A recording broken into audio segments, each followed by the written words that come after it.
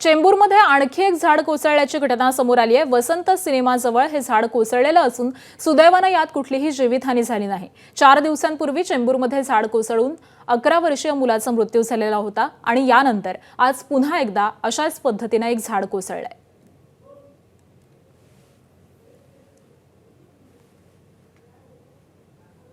त्यामुळे या आठवड्यातली ही दुसरी घटना चेंबूरमधून समोर येते आहे। चेंबूरमध्ये दुसऱ्यांदा हे झाड कोसळलेलं आहे। सुदैवाने यामध्ये कोणालाही दुखापत झाली नाही, कोणतीही इजा झाली नाही, मात्र दुसऱ्यांदा ही घटना समोर येते आहे।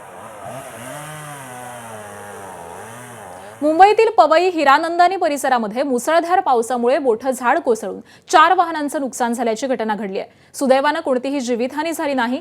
घटनेनंतर अग्निशमन दल आणि पालिका कर्मचाऱ्यांनी घटनास्थळी धाव घेतली आणि झाड हटवण्याचं काम सुरू केलं।